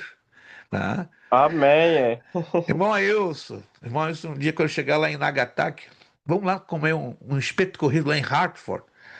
Lá, churrascaria, mas que arrebenta a boca do balão. Olha lá, ele já deu um sorriso. Já descobri que ele é pró-proteína. Que ele não dispensa uma proteína. Pessoal, eu chegar lá em New Jersey, Jonathan, tô aqui. Não tô fazendo uma viagem em vão, né? Vamos tomar um cafezão daqueles mais poderosos do que no IHOP? Ah, eu vou deixar o Jonathan triste, né? Porque quando eu entro no IHOP eu fico pobre. Porque a minha principal refeição é o café da manhã. Uma coisa que se alguém me ver parece que eu tô meio louco. Mas eu como de ficar doido. E o resto do dia eu tô lá, de pé, bonito. Eu só tenho duas, só como duas refeições por dia. O resto mesmo, eu não tô nem. Tem gente que come 3, 4, 5, 6 vezes. Porque eu tô querendo dizer com isso, com esse exemplo. Servir é doar-se, é abrir mão de algo que você considera importante. A igreja primitiva sabia servir? Sabia. Partilhava, compartilhava, abria mão. Hoje isso é normal? Não. Deveria ser? Deveria. Mas hoje é claro que, infelizmente, preste atenção, existem os abusos. Existem aquelas pessoas que ficam observando: caramba, ele tá abrindo mão assim, ó. Tá dando, tá convidando. Que vou aproveitar, vou entrar nessa. Tem os espertalhões, tem os vivaldinos, tem os abusadores. Com esses a gente tem que ter corda estreita. Peraí, não é desse jeito. E tem pessoas que creem o seguinte: que líder tem que ser bem servido. Não, ele tem que aprender a servir para depois ser servido. A vida dele tem que girar em torno do serviço, não em torno do ser servido. E é o que diz aqui no ponto 2: a liderança e o plano de Deus. Existe um plano, existe um croquis, existe um projeto já montado nas escrituras sagradas de como deve funcionar a liderança. Alô? Se hoje algumas igrejas estão sofrendo, de quem é a culpa? Do povão, pastor. Não. Até o povo pode ter uma parte na culpa. Até o povo pode ter uma parte na complicação. Mas se você analisar a fundo, quem gera os maiores problemas dentro de uma igreja? A liderança. Quando ela é mal formada, quando ela é mal treinada, Quando ela é pessimamente capacitada, o que que ela vai gerar? Péssimos liderados. Liderados incompetentes, liderados inconvenientes, liderados desordenados. Aí você vai ter uma igreja que é o reflexo, não é verdade? De uma liderança desordenada, de uma liderança debilitada, de uma liderança despreparada. Não tem jeito, irmãos, não tem jeito. A igreja é o reflexo dos seus líderes, é o rostinho dos seus pastores. Não tem como tapar o sol na peneira. Olha para a igreja e olha para os seus pastores e líderes, iguaizinhos, iguaizinhos. Pode ter um ou outro que faz uma pequena diferença, mas a igreja ela segue o ritmo de como ela é orientada na presença de Deus. Ou vai para a esquerda, ou vai para a direita, ou vai na linha reta. Não tem uma quarta opção. E isso que nós vemos. Se hoje vemos as igrejas, algumas ou muitas, problemáticas, analisa comigo e analisa a luz da Bíblia. O maior problema está onde? Liderança. Livro do profeta Isaías, capítulo 1. Vamos lá? Temos 12 minutinhos ainda. Livro do profeta Isaías, capítulo 1. Como eu gosto deste capítulo, meu Senhor da glória. Livro do profeta Isaías, capítulo 1, versículo 3. Me acompanha. Que leitura, que texto maravilhoso. O boi conhece o seu possuidor, e o jumento a manjedoura do seu dono. Mas Israel não tem conhecimento. O meu povo não entende. Eita, Isaías começa pesado. Olha o versículo 4. Ai da nação pecadora, do povo carregado de iniquidade, da semente de malignos, dos filhos corruptores. Deixaram o Senhor, blasfemaram o Santo de Israel, voltaram para trás. Versículo 5. Porque seríeis ainda castigados se mais vos rebelaríeis? Toda a cabeça, preste atenção aqui nesse ponto do versículo 5. Toda a cabeça está enferma. O que é a cabeça? Liderança, sacerdócio. Vai do sacerdote ao rei. Se você estudar a fundo o pano de fundo histórico do livro do profeta Isaías, a sociedade judaica toda estava podre, desde a cabeça do sacerdócio até a cabeça do rei de Judá. Eita, o negócio estava feio. Toda a cabeça está enferma e todo o coração fraco, desde a planta do pé. Olha a situação da nação, política e espiritualmente, como estava. Desde a planta do pé até a cabeça não há nele coisa sã, senão feridas e inchaços e chagas podres, não espremidas, nem ligadas, nem nenhuma delas amolecida com óleo. O negócio estava feio, o negócio estava monstruosamente horripilante. Agora veja só a consequência, versículo 7. A vossa terra está assolada e as vossas cidades abrasadas pelo fogo, as vossas regiões estranhas a devoram em vossa presença, e está devastada como em uma subversão de estranhos. E a filha de Sião se ficou como a cabana na vinha, como a choupana no pepinal, como cidade sitiada. Aí continua lendo o capítulo 1. Aí você vai ver a situação mais deplorável pela qual passou a nação de Judá nos tempos do profeta Isaías. Uma nação que lá atrás teve um relacionamento íntimo, de comunhão maravilhosa com Deus. E aqui estava revelando um relacionamento de grande podridão. Mas com aonde exatamente dominava essa podridão? Aqui, ó, na liderança, na cabeça. Que Deus ajude cada líder a entrar na responsabilidade exigida pela palavra de Deus. Vamos abrir rapidinho, vamos só dar um início, não vamos desenvolver essa temática na aula de hoje.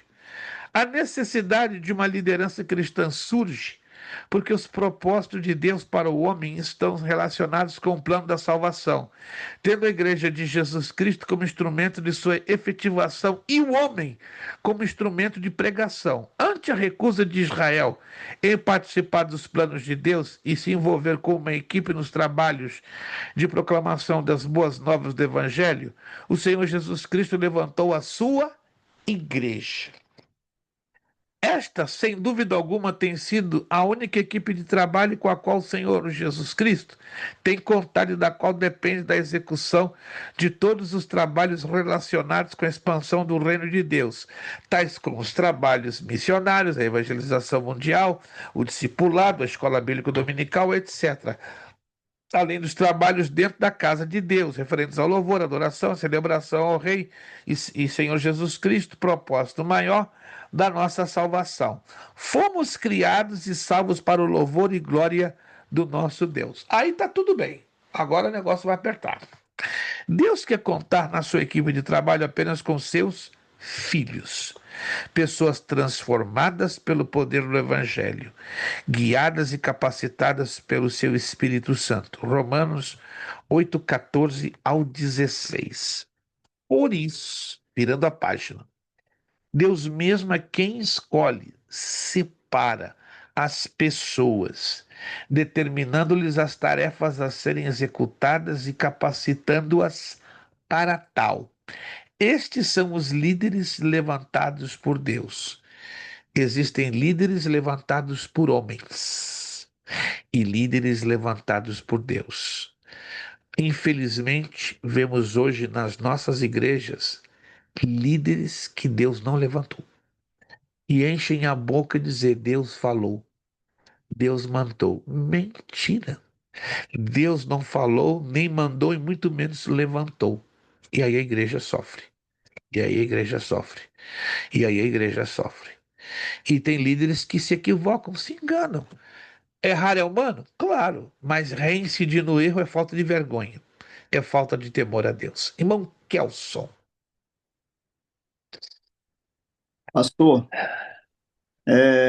o senhor tratando sobre esse assunto aí da liderança e dos liderados. Uma igreja é o reflexo do seu líder, certo? É o espelho do líder.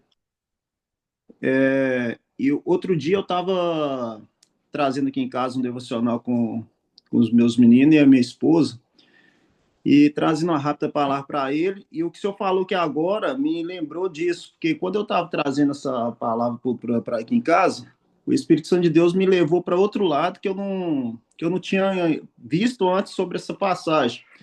Eu trouxe sobre ali no Saul, quando o Espírito de Deus saiu de Saul, entrou o espírito maligno nele, e Jessé mandou Davi levar comida para os seus irmãos na batalha. Quando o Davi chegou ali na batalha, ele se deparou com Golias afrontando o povo de Israel. E a Bíblia trata que durante 40 dias, Golias vinha de manhã e de tarde. E aí o Espírito Santo me levou para outro lado. Por que Golias, por que o inimigo afrontou tanto tempo Israel? Porque o líder era Saul ali. E o líder não tinha visão espiritual nenhuma. Então, o líder não tinha, porque, veja bem, Saul sabia que quem era o nosso Deus, o Deus Todo-Poderoso, que podia vencer a qualquer momento, era só clamar a Deus. Mas o líder não tinha mais, não tinha mais visão espiritual. Então, o povo sofreu durante 40 dias. Então, um líder dentro da igreja hoje que não tem visão espiritual, a igreja sofre também junto com ele. O inimigo afronta a igreja, mas não tem visão espiritual e é onde perece, é onde sofre pelo fato de não ter mais visão espiritual. Aí é onde Deus, que o senhor está falando aqui agora, levanta pessoas capacitadas para estar afrontando o inimigo, que foi o caso que Deus levantou Davi. Que Deus tenha misericórdia da sua obra, porque hoje, infelizmente, como o irmão acabou de usar essa comparação, lamentavelmente falo com tristeza muito intensa no coração. temos centenas, por que não dizer milhares, de igrejas que estão passando o mesmo processo. Líderes que estão míopes ou cegos espiritualmente, não estão vendo a afronta do inimigo e por isso estão sofrendo. E o inimigo está ali, ó. 1 ano, 2 anos, 3 anos, 4 anos, 5 anos. Eu conheço aqui na América igrejas que estão há 14, 15 anos sendo afrontadas pelo inimigo. Mas como é que é isso? Por causa da liderança. A liderança. E como é que Deus tem paciência em manter esses líderes aí na frente das igrejas? Isso chama-se longanimidade e soberania de Deus. Não temos como questionar porque Deus tem paciência com esses líderes insubordinados, desorientados, irresponsáveis e carnais. Mas uma coisa é certa: Deus é paciente, ele é longânimo, ele dá tempo para esses líderes se arrependerem. Mas na hora que Deus corta esses líderes, gente, Deus corta. Com raiz e tudo. Por isso que Deus não é igual a mim ou a você. Não, mas Deus não tem sangue. Deus está aguentando a iniquidade daquela igreja correndo solto. Ele dá o tempo do arrependimento. Quando o tempo do arrependimento acaba, é como Jesus mesmo disse: a raiz, aliás, o machado está à beira da raiz, prontinho para ser cortado. E eu posso garantir a vocês, meus irmãos, nesse momento nós estamos falando, Deus está cortando raízes de lideranças que têm apodrecido a igrejas inteiras.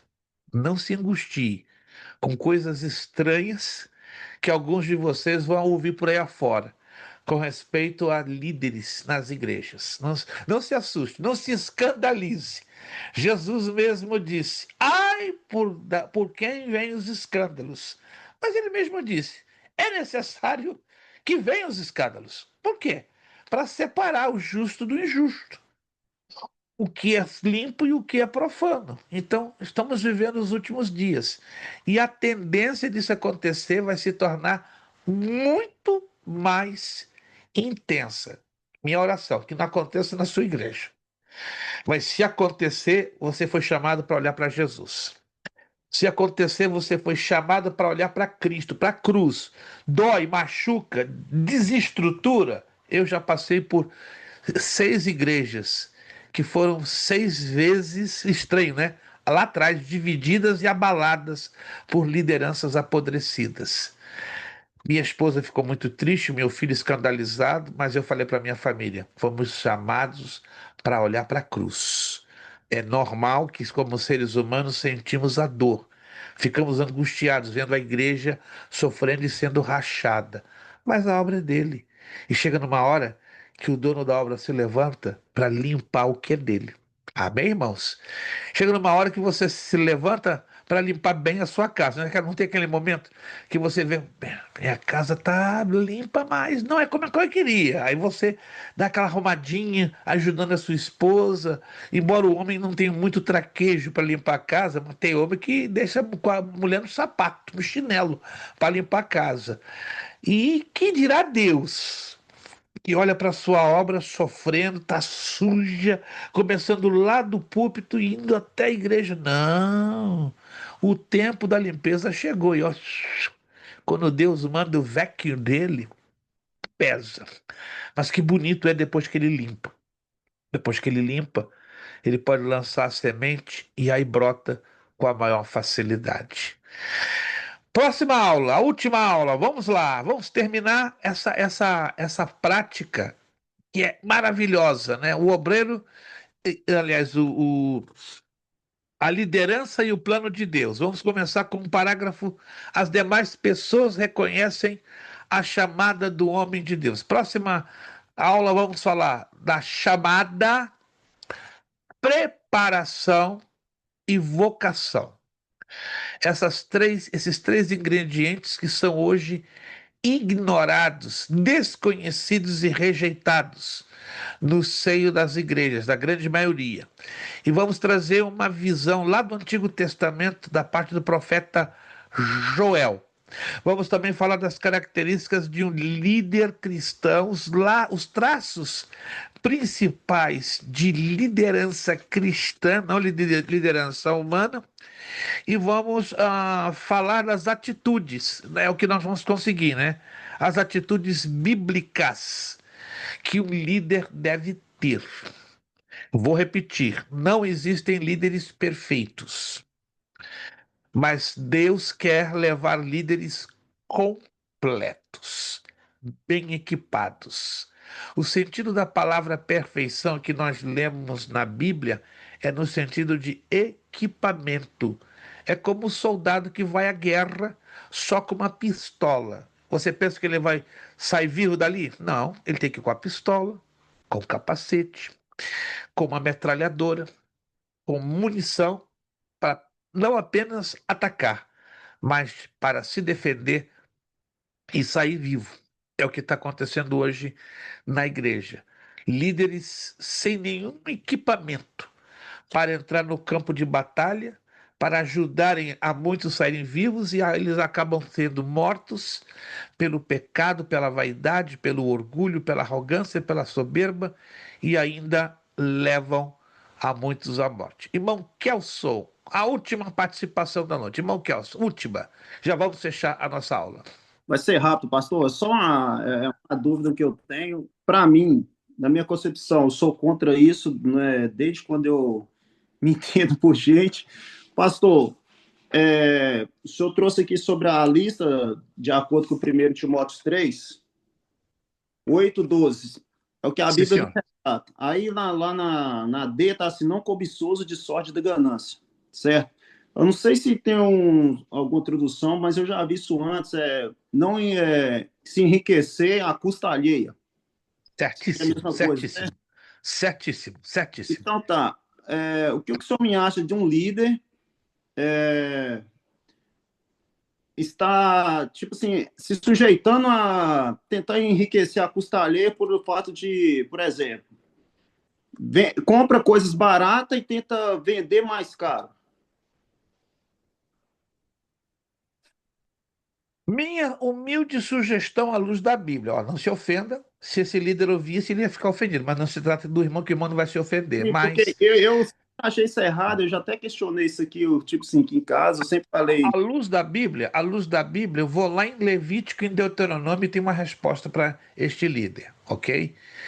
Diz a Bíblia: não abusareis ou não extorquireis o teu irmão, porque tu foste estrangeiro, vagaste pelo deserto, e o Senhor de ti tem cuidado. É uma combinação de vários textos lá em Levítico, Êxodo e Deuteronômio. Resumindo, se o camarada quer ganhar, ó, abandone o chamado de ser líder e vai ser empresário, vai ser comerciante, vai ser vendedor, vai trabalhar com o que rende, mas não faça isso com seu irmão, porque isso chama-se extorquir, extorsão, ganhar vantagem em cima da necessidade alheia, ou comprar barato para vender caro. Isso é errado, isso é exploração.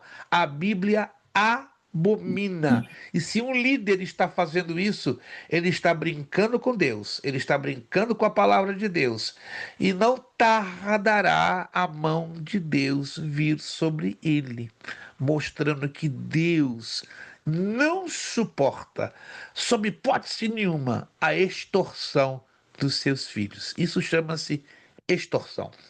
Inclusive, pastor, até tinha na escola bíblica dominical, eu lecionei sobre isso e eu falei sobre isso. É como se um mascate ele compra um cobertor de, vamos jogar para dólares, de US$ 50, aí passa aqui na porta da minha casa, vende por 500. Aí eu tô falando, mediante a Bíblia, é totalmente errado, tipo assim, esse tipo de coisa que tá fazendo, de comprar uma coisa barata e vender caro, mas é como se entrasse no ouvido e saísse no outro. Com todo respeito, eu vou terminar a aula, mas não se ofenda que eu vou dizer. É como muita gente, eu te conheço, aqui na Flórida, em Massachusetts, em Connecticut, gente que compra em alta quantidade na Shein e no Temu e vendem 5 vezes mais para o seu irmão. Compram baratinho para vender e estão comprando, e estão vendendo, enfim. Mas que Deus fale as consciências, não é? Dai a César o que César e o que é de Deus, de Deus. Deus falou alguma coisa nessa noite através da sua palavra? Se não falou, ó, irmão Ailson vai fazer o apelo para você se converter, tá? Vai isso aqui. E depois o irmão Kelson vai fazer o segundo apelo. Se Deus não falou com você, o negócio tá feio, o negócio tá difícil para entrar aqui e entrar aqui. Mas que Deus use de misericórdia para com cada um de nós, né? Começando deste que vos fala, e vamos juntos batalhar para chegarmos à meta proposta pela palavra de Deus. Muito obrigado a todos vocês que puderam estar conosco nesta terça-feira. Obrigado, irmão André.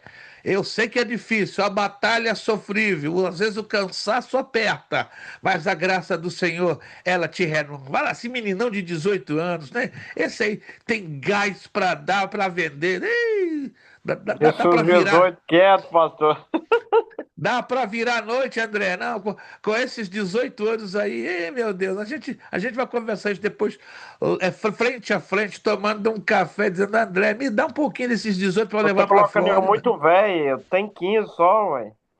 Ih, meu Deus, o negócio tá mais complicado. A gente vai conversar isso pessoalmente. Ailson, Deus te abençoe, obrigado pelo esforço. Irmã Jocélia, foi, voltou, a conexão foi abençoada, não voltou, não saiu mais. Irmã Flávia, obrigado pelo esforço. Irmã Flávia, essa mulher de Deus é uma heroína, né? Ela tá lá, mas tá lá. Deus está usando essa mulher tremenda. Deus continue Amém, abençoando a senhora, pastor. a sua casa, seus filhos. A senhora tem o meu Amém. respeito e a minha sincera admiração, né? Outra no seu lugar não estaria aqui, não, né? Estaria aí ocupada igual a Marta, né? Toda enrolada, mas graças a Deus eu vejo um esforço tremendo na senhora. Pode acreditar, sou seu fã de carteirinha. Obrigado, pastor. Kelson, Amém. Kelson, brigadão, Kelson, de coração. Vocês fazem uma diferença muito bonita na nossa turma. Jonathan, obrigado também pela tua participação. Pena que hoje tivemos várias ausências, algumas já foram justificadas.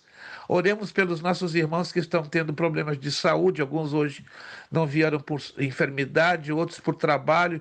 Continuemos orando para que Deus possa manter firme esta turma da terça-feira. Irmão Kelson vai estar abrindo o seu áudio e agradecendo ao nosso Deus com uma palavra de oração. Vejo vocês, se Deus assim nos permitir, próxima terça-feira, dia 23, a última aula, 9h30, passamos para a nossa provinha e continuamos aqui nos comunicando. Irmão Kelson orando e agradecendo. Você fique ligado com as postagens lá no grupo, tá?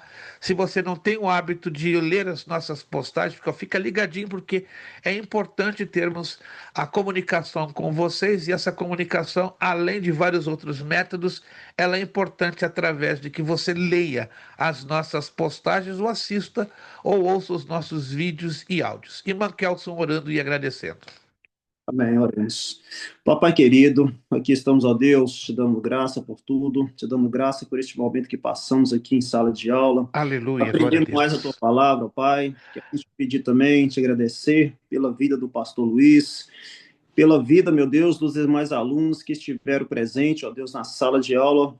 Queremos também te pedir, ó Deus, que o Senhor entre com provisão, com cura, meu Deus, para aqueles que estão enfermos. Neste momento, ó Pai, visita tirando toda enfermidade, em nome de Jesus. Te clamamos, Aleluia. nos dê um resto de noite em paz, mediante, ó Deus, a tua proteção, mediante os teus cuidados, pois nós acreditamos e confiamos em Ti, que é um Deus todo-poderoso, um Deus soberano, nos céus, na terra e embaixo da terra, Pai. Assim queremos te agradecer, ser conosco, meu Pai, não só agora, mas todo sempre, ó Deus, sempre abençoando a nossa entrada, a nossa saída, Sim. desde agora para todo sempre, em nome de Jesus Cristo. Amém. Amém. Nosso lema para terminar: seriedade, Seriedade, Verdade. compromisso, Compromisso. Compromisso, disciplina. Disciplina. Seriedade, seriedade, compromisso, compromisso, disciplina. disciplina. Seriedade, Seriedade, compromisso e compromisso, disciplina. disciplina.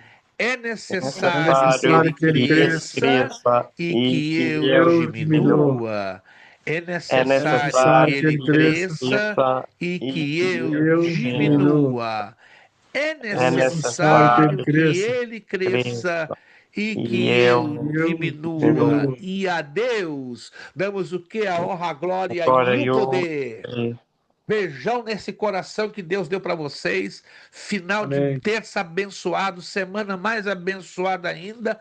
Não se esqueça, faça o esforço, não perca a aula que vem por causa da provinha. 23, começando a nossa aula, 9h30, paramos e passamos para a nossa provinha. Muito obrigado, Deus vos abençoe rica e poderosamente, em nome de Jesus. Até a próxima terça, se Deus quiser. Paz do Boa noite, Senhor a pode ser todos, a boa noite. todos.